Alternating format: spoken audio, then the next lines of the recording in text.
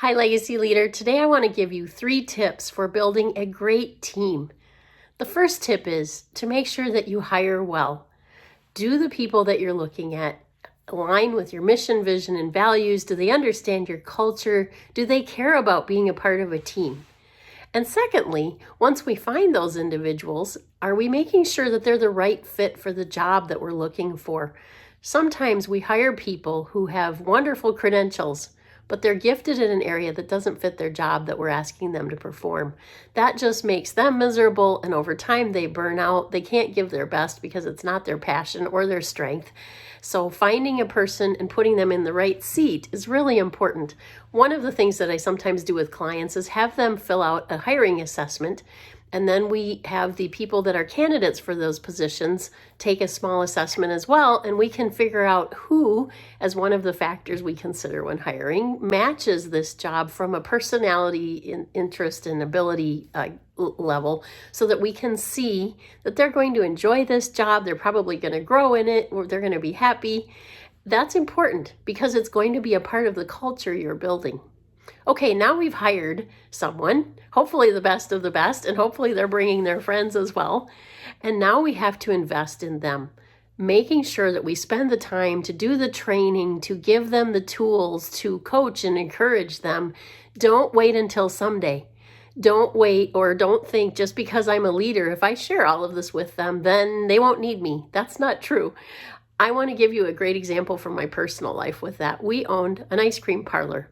And for years, I poured into our team, taught them all of the skills they would need to contact suppliers, to take care of, issues with equipment, customer issues, billing, all of those things. I spent a lot of time training the team, only because I wanted to pour into them and make a difference in their lives and give them skill sets that they could use for the rest of their career.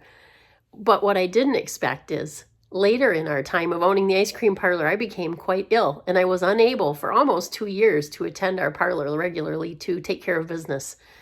What I didn't expect was how much that training would come back to benefit all of us. The team was able to keep the parlor open and running and do a great job without me present.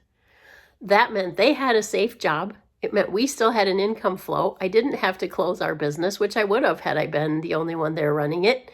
And it was such a gift and another reminder to me of the beauty of having, and in this point, we're talking about a succession plan, something I'll talk about more later, but having that training in place made all the difference for our business. So training them well, we've hired them well. What's the third thing? The third thing is that we want to reward them well. So that can look like income for sure. And you definitely want to pay your people well. I'm a big believer that if you want the best of the best, you should also be giving them the compensation to reward them for that. Because when people are the best of the best, they have a lot of options and a lot of opportunities to go other places and work for other people. So why do they stay? They stay because they're loyal to you. They stay because of the culture. They stay because of how you treat them and the rewards they receive. For some, that's compensation. So that's definitely something to consider. But I would say to you, there are other ways to reward them as well. And this will vary depending on the personality of the person. Some people love gift cards to go eat out with someone they care about. Other people might want a ticket to a sports event. Other people might want to stay home with a good book, so maybe a gift certificate to a bookstore. Or it might be a handwritten note or a recognition in front of a team at work. Learning how to understand other people and what they value is a big part of leadership and something that I spend a great deal of time on. So we'll talk about that more later.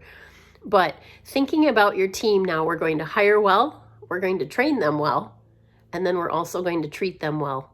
I hope that those 3 quick tips will be helpful to you, and I hope you have a great day.